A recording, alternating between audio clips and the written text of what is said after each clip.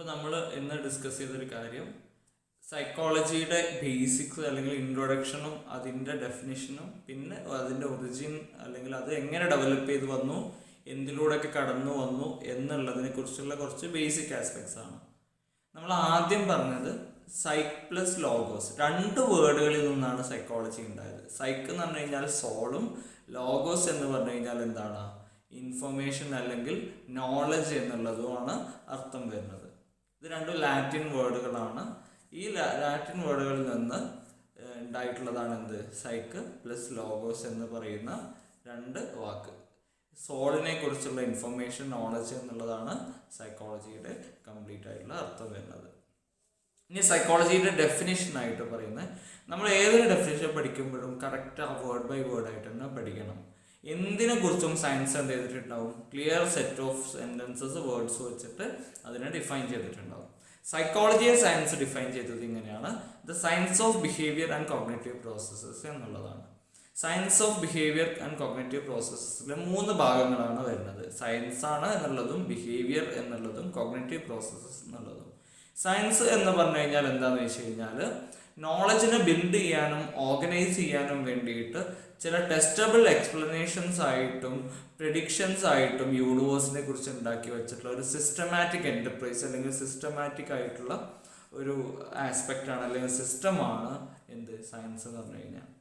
അതായത് സയൻസ് എന്ന് പറഞ്ഞു കഴിഞ്ഞാൽ എന്തായിരിക്കണം, ആളുകൾക്കും പഠിക്കുകയാണെന്നുണ്ടെങ്കിൽ, ഏതൊരാളുകൾക്കും മെഷർ ചെയ്യുകയാണെന്നുണ്ടെങ്കിൽ ഒരേ റിസൾട്ട് കിട്ടുന്ന രീതിയിൽ ഏതൊന്നിനെയും ഒബ്ജക്റ്റീവായിട്ട് അളന്ന് ഒരു നോളജിനെ ഉണ്ടാക്കാനും ഓർഗനൈസ് ചെയ്യാനും പറ്റുക എന്നുള്ളതാണ് സയൻസ്.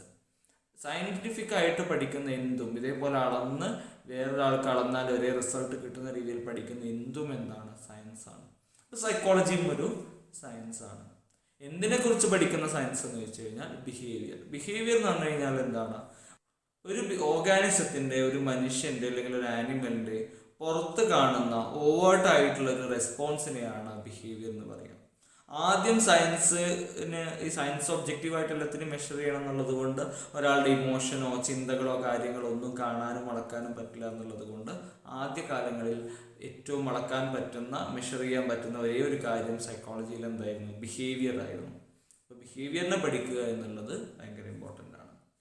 മൂന്നാമത്തെ ഒരു ഭാഗം വരുന്നത് കോഗ്നിറ്റീവ് പ്രോസസ്സാണ്. കോഗ്നിസൻസ് എന്ന് പറയുന്ന വേർഡ്, അറിയുക എന്നുള്ള വേർഡിൽ നിന്നാണ് കോഗ്നിഷൻ എന്നുള്ളത് ഉണ്ടായത്. കോഗ്നിറ്റീവ് പ്രോസസ്സസ് എന്ന് പറഞ്ഞു കഴിഞ്ഞാൽ നമ്മളെ പുറംലോകമായിട്ട് ബന്ധപ്പെടുത്തുന്ന, കണക്ട് ചെയ്യുന്ന, കമ്മ്യൂണിക്കേറ്റ് ചെയ്യുന്ന, പുറംലോകത്തെ മനസ്സിലാക്കാൻ സഹായിക്കുന്ന, മാനസികമായിട്ടുള്ള മെൻ്റലി വരുന്ന എല്ലാ ഫങ്ഷൻസും, ചിന്തിക്കുക, റീസൺ ചെയ്യുക, ഡിസിഷൻസ് എടുക്കുക, പ്ലാൻ ചെയ്യുക, ഫീൽ ചെയ്യുക, ഇമോഷൻസ്, മെമ്മറി, മെൻ്റൽ ഇമേജസ്, ഇങ്ങനെ മാനസികമായിട്ട് നമ്മൾ ചെയ്യുന്ന എല്ലാ ഫങ്ഷൻസിനെയും ഒരുമിച്ച് വിളിക്കുന്ന പേരാണ് കോഗ്നിഷൻ എന്ന് പറഞ്ഞു കഴിഞ്ഞാൽ. അപ്പോൾ സൈക്കോളജി എന്ന് പറഞ്ഞു കഴിഞ്ഞാൽ എന്താണ്, സയൻറ്റിഫിക്കലി ബിഹേവിയറിനെയും കോഗ്നിറ്റീവ് പ്രോസസ്സസിനെയും പഠിക്കുക എന്നുള്ളതാണ് സൈക്കോളജി എന്ന് പറഞ്ഞു കഴിഞ്ഞാൽ. പിന്നീട് നമ്മൾ പറഞ്ഞത് 4 ഗോൾസ് ആണ്. സൈക്കോളജി എന്ന് പറയുന്ന ഒരു വിഷയത്തിൻ്റെ, ഒരു സയൻസിന് 4 ഗോളുകളാണുള്ളത്. 4 ഗോളുകൾ എന്തൊക്കെയാണെന്ന് ചോദിച്ചു കഴിഞ്ഞാൽ, ഒന്നൊരു ബിഹേവിയറിനെ ഡിസ്ക്രൈബ് ചെയ്യാൻ പറ്റണം. അതിനർത്ഥം എന്താണ് ആ ബിഹേവിയർ അല്ലെങ്കിൽ എന്താണ് ആ ഫങ്ഷൻ, എന്താണ് ആ സൈക്കോളജിക്കൽ ഫങ്ഷൻ എന്ന് പറയാൻ കഴിയണം. ഇന്ന ആൾക്ക് ഡിപ്രഷനാണ്, അല്ലെങ്കിൽ അയാളുടെ ഇന്ന സ്വഭാവം എന്താണ്, ഇന്നതാണ്, അല്ലെങ്കിൽ അയാൾക്ക് ഇപ്പോൾ അനുഭവിക്കുന്ന ഇമോഷൻ ഇന്നതാണ്. വാട്ട് ക്വസ്റ്റ്യനെയാണ് ഡിസ്ക്രൈബ് ചെയ്യുക എന്ന് പറഞ്ഞു കഴിഞ്ഞാൽ. എക്സ്പ്ലെയിൻ ചെയ്യുക എന്ന് പറഞ്ഞു കഴിഞ്ഞാൽ അയാൾക്ക് ആ ഇമോഷൻ ഉണ്ടായത് ഇന്ന കാരണങ്ങൾ കൊണ്ടാണ്. വൈ, ഹൗ, വെൻ, എപ്പോൾ ഉണ്ടായതാണ്, അയാൾക്ക് എന്തുകൊണ്ടുണ്ടായതാണ്, എങ്ങനെയുണ്ടായത്, അതോ അതിൻ്റെ ഒന്നുകൂടി ഡീറ്റെയിൽസ് എക്സ്പ്ലെയിൻ ചെയ്യുക. എപ്പോഴുണ്ടായി, എങ്ങനെയുണ്ടായി, എന്തുകൊണ്ടുണ്ടായി. ഒരാൾക്ക് ഡിപ്രഷൻ ആണെന്നുണ്ടെങ്കിൽ അയാൾക്ക് ഡിപ്രഷൻ എന്തുകൊണ്ടുണ്ടായി, എന്ന് മുതലുണ്ടായിട്ടുണ്ട്, അയാൾക്ക് എന്ത് കാരണങ്ങൾ കൊണ്ടൊക്കെ ഉണ്ടാവുന്നു, എങ്ങനെയാണ് അത് ഉണ്ടായി വന്നത് എന്നൊക്കെ പറയലാണ് എക്സ്പ്ലനേഷൻ. ജസ്റ്റ് ഡിപ്രഷൻ ആണെന്ന് ഡിസ്ക്രൈബ് ചെയ്യലും എക്സ്പ്ലനേഷൻ അതിനെ ഡീറ്റെയിൽ ആയിട്ട് എക്സ്പ്ലെയിൻ ചെയ്യലുമാണ്. പ്രെഡിക്ഷൻ അല്ലെങ്കിൽ പ്രെഡിക്റ്റ് ചെയ്യുക എന്ന് പറഞ്ഞു കഴിഞ്ഞാൽ, ഇപ്പോൾ ഈ ഒരു അവസ്ഥയിൽ നിൽക്കുന്ന, ഈ ഒരു പ്രശ്നമുള്ള, ഇങ്ങനെ എക്സ്പ്ലെയിൻ ചെയ്തിട്ടുള്ള ഈ ബുദ്ധിമുട്ടുള്ള ഈ വ്യക്തി ഭാവിയിൽ ഇന്ന കാര്യങ്ങളൊക്കെ ചെയ്തേക്കാം. ഈ ഡിപ്രഷനുള്ള ഒരു വ്യക്തി അയാൾ അധികം വൈകാതെ സൂയിസൈഡ് ചെയ്യാൻ ശ്രമിച്ചേക്കാം. അപ്പോൾ അതിനു മുൻപ് നമ്മൾ എന്ത് ചെയ്യണം, അതിനെ മാറ്റം വരുത്തണം. അപ്പോൾ നടക്കാൻ പോകുന്ന കാര്യങ്ങളെ എക്സ്പ്ലെയിൻ ചെയ്ത ഫാക്ട്സ് വെച്ചിട്ട് പ്രെഡിക്റ്റ് ചെയ്യാനും കൂടി സൈക്കോളജിയിൽ സയൻസ് ആകുമ്പോൾ പറ്റണം. പിന്നെന്താണ്, നടക്കാൻ പോകുന്ന ആ ബിഹേവിയർ പ്രശ്നമുള്ളതാണെന്നുണ്ടെങ്കിൽ, അതൊരു ബുദ്ധിമുട്ടുള്ളതാണെന്നുണ്ടെങ്കിൽ ആ ബിഹേവിയറിൽ ചേഞ്ച് വരുത്താൻ, മാറ്റം വരുത്താനും പറ്റണം. ഒരു കാര്യത്തിന് എന്താണെന്ന് പറയാനും, അതിനെ വിശദീകരിക്കാനും, അതിനെ മുൻകൂട്ടി പ്രെഡിക്റ്റ് ചെയ്യാനും, അതിൽ മാറ്റങ്ങൾ വരുത്താനും സൈക്കോളജിക്ക് കഴിയണം. അതാണ് സൈക്കോളജിയുടെ പ്രധാനപ്പെട്ട ഗോൾസ് എന്ന് പറയുന്നത്. 4 ഗോൾസ് ഓഫ് സൈക്കോളജിയാണ് ഉള്ളത്.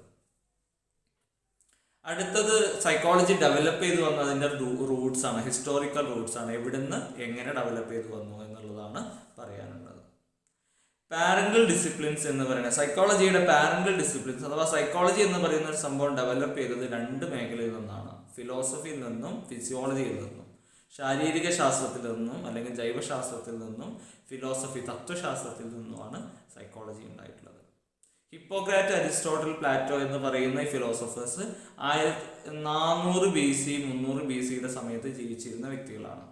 ഇവർ പറഞ്ഞത് എന്താണെന്ന് വെച്ച് കഴിഞ്ഞാൽ, മാനസിക രോഗങ്ങൾക്ക്, ശാരീരിക രോഗങ്ങൾക്കൊക്കെ പിന്നിൽ ദൈവകോപമോ സാത്താൻ്റെ ബാധയോ ഒന്നുമല്ല, ശാരീരികപരമായിട്ടുള്ള മാനങ്ങളുണ്ട്. തലച്ചോറിന് തകരാറ് പറ്റുമ്പോഴാണ് മാനസികമായിട്ടുള്ള പ്രശ്നങ്ങൾ വരുന്നതെന്നൊക്കെ ആദ്യമായി പറഞ്ഞു വെച്ചത് ഹിപ്പോക്രാറ്റാണ്. അദ്ദേഹം അതുകൊണ്ടാണ് മോഡേൺ മെഡിസിൻ്റെ പിതാവായത് പോലും. അദ്ദേഹം പറഞ്ഞതിനെ ഏറ്റുപിടിക്കുകയാണ് ശിഷ്യന്മാരായിട്ടുള്ള പ്ലാറ്റോയും അരിസ്റ്റോട്ടിലും ഒക്കെ ചെയ്തിട്ടുള്ളത്. അപ്പോൾ ഈ ഒരു സമയം മുതൽ തന്നെ ശാരീരികപരമായിട്ടുള്ള മാനങ്ങളും മാനസികപരമായിട്ടുള്ള മാനങ്ങളും ഒന്നാണ്, ഇത് രണ്ടും കണക്റ്റഡ് ആണെന്നുള്ള ചിന്തകൾ വന്നു തുടങ്ങിയിട്ടുണ്ട്. പിന്നീട് റെനെ ഡെസ്കാർട്ട്സ് എന്ന് പറയുന്ന 1596 1650 സമയത്ത് ജീവിച്ചിരുന്ന ഒരു ഫിലോസഫറാണ്. ഇദ്ദേഹം ശരീരത്തിനെ നന്നായിട്ട് പഠിച്ച ഒരു വ്യക്തിയാണ്. ഇദ്ദേഹം പറഞ്ഞത് ഡ്യുവലിസം എന്ന് പറഞ്ഞൊരു സംഭവമാണ്. മൈൻഡും ബോഡിയും 2 ഡ്യുവൽ ആയിട്ടുള്ള 2 ഡിസ്റ്റിങ്ക്റ്റ് ആയിട്ടുള്ള എൻറ്റിറ്റി തന്നെയാണ്.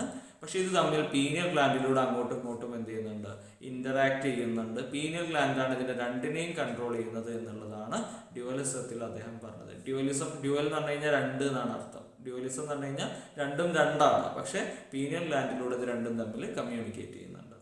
പിന്നീട് അതേ സമയത്ത് തന്നെ വന്നിട്ടുള്ള വേറൊരു വ്യൂ പോയിന്റാണ് ഇന്ററാക്ഷനിസം എന്ന് പറയുന്നത്. ഇന്ററാക്ഷനിസത്തിൽ പറയുന്നത് എന്താണെന്ന് വെച്ച് കഴിഞ്ഞാൽ, മൈൻഡും ബോഡിയും 2ഉം 2ആണെങ്കിലും ഇത് പരസ്പരം അങ്ങോട്ടും ഇങ്ങോട്ടും ഇൻഫ്ലുവൻസ് ചെയ്യുന്നുണ്ട്.